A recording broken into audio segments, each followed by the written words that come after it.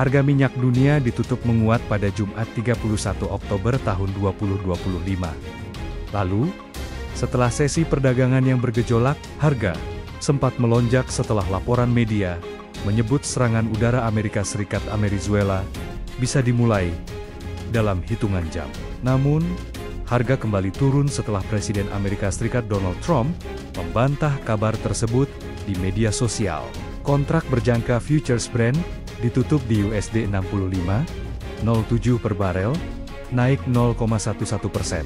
Minyak mentah West Texas Intermediate WTI, S berakhir di USD 60,98 per barel, menguat 0,68% pada Jumat. Dalam sepekan lalu, minyak Brent terkoreksi 0,52% dan WTI minus 0,78%.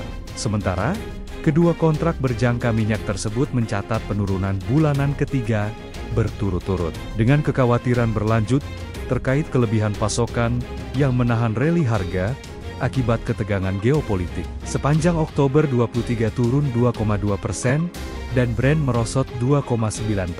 Prospek pekan ini, analis Fox Empire, James Heirzik, menilai sentimen pasar kini lebih banyak dipengaruhi oleh faktor fundamental seiring pertemuan penting OPEC+, meski harga minyak sempat naik sesaat akibat laporan tak berdasar mengenai serangan Amerika Serikat ke Venezuela. Harga kembali terkoreksi setelah pelaku pasar menilai risiko pasokan mulai mereda. PT PP Persero Tbk semakin dekat menyelesaikan rencana divestasi aset anak usahanya di sektor perkeretaapian. PT PP optimis memperkuat posisi sebagai perusahaan konstruksi terkemuka di Indonesia untuk menopang pertumbuhan berkelanjutan.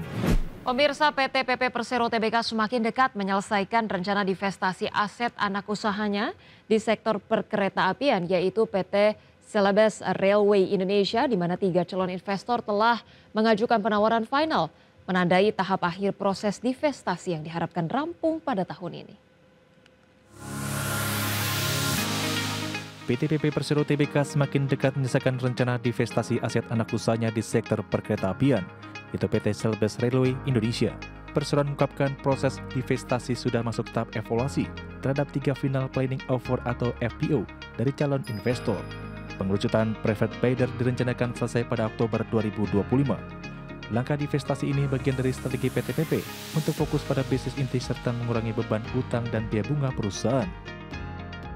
Selain PT Celebes Railway Indonesia, PT PP juga melakukan divestasi pada anak usaha lainnya, yaitu PT PP Infrastruktur yang bergerak di bidang sistem penyediaan air minum atau SPAM. 3 investor, 2 nasional dan 1 asing sedang melakukan due diligence sebelum mengajukan penawaran resmi. Divestasi ini diharapkan dapat memperkuat fokus bisnis utama dan efisiensi keuangan perusahaan. Dari sisi operasional, PT PP mencatatkan nilai kontrak baru sebesar Rp15,8 triliun hingga Agustus 2025, yang menandakan momentum bisnis konstruksi tetap berjalan positif meski perusahaan tengah merampingkan portofolio. Kontrak baru dinominasi proyek dari sektor BUMN, swasta, dan pemerintah, dengan berbagai segmen pengembangan infrastruktur seperti tambang, jalan, jembatan, dan pelabuhan. Dengan penyelesaian divestasi dan langkah strategis fokus bisnis konstruksi, PT PP optimis memperkuat posisi sebagai perusahaan konstruksi terkemuka di Indonesia untuk menopang pertumbuhan berkelanjutan. Berbagai sumber untuk IDX Channel. Menteri Keuangan Purbaya Yudi Sadewa mengaku belum mempunyai rencana membentuk Badan Penerimaan Negara menyusul keputusan Presiden Prabowo Subianto yang memasukkan pembentukan Badan Penerimaan Negara dalam program Hasil Cepat Rencana Kerja Pemerintah atau RKP tahun 2025. Purbaya menyatakan masih akan memakai instrumen yang ada untuk mendorong penerimaan negara. Menurut Purbaya, jika ekonomi tumbuh lebih cepat, maka penerimaan pajak juga akan terakselerasi. Meski demikian, Purbaya tidak menampik bahwa 10 tahun belakangan, rasio pajak terhadap produk domestik bruto stagnan di kisaran 10%.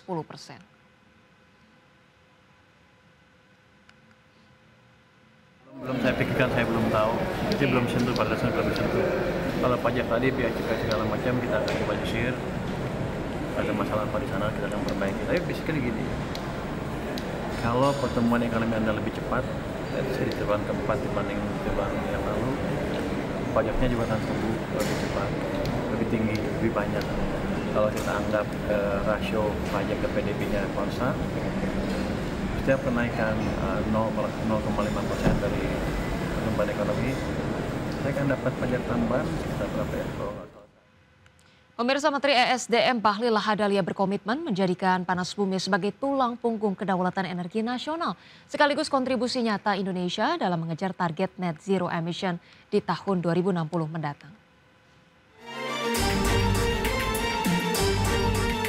Dalam gelaran Indonesia International Geothermal Convention and Exhibition atau IIGCE 2025, Menteri Energi dan Sumber Daya Mineral Bahlil Lahadalia memastikan Indonesia mendorong posisinya sebagai pemimpin global energi bersih, khususnya energi panas bumi. Bahlil menyebutkan pemerintah berkomitmen menjadikan panas bumi sebagai tulang punggung kedaulatan energi nasional sekaligus kontribusi nyata Indonesia bagi pencapaian target net zero emission dunia. Total cadangan panas bumi nasional tercatat mencapai 27 gigawatt atau diklaim menjadi yang terbesar di dunia. Namun saat ini energi panas bumi ini belum digarap secara optimal alias baru 10% yang dikelola sebesar 2,7 gigawatt.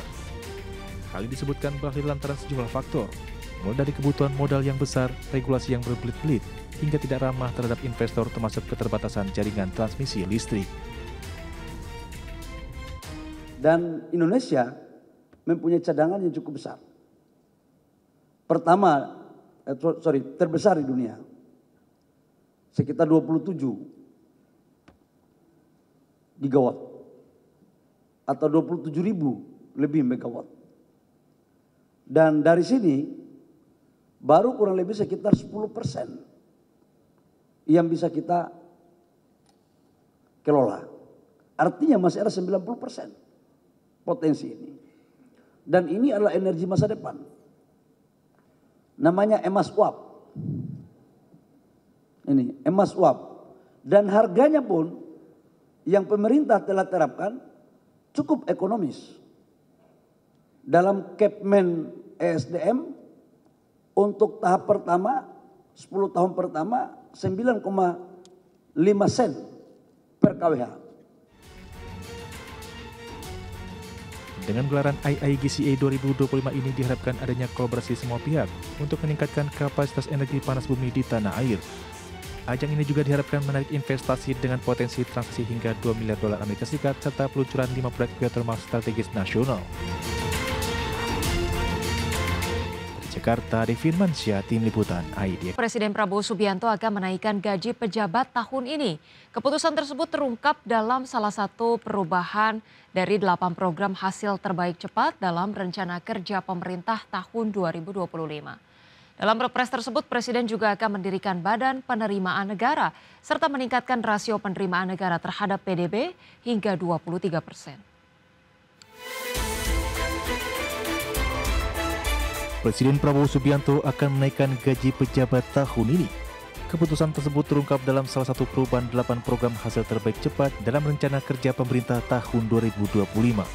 Perubahan ini dituangkan dalam Peraturan Presiden Nomor 79 Tahun 2025 tentang pemutahiran rencana kerja pemerintah tahun 2025 yang berlaku sejak 30 Juni 2025.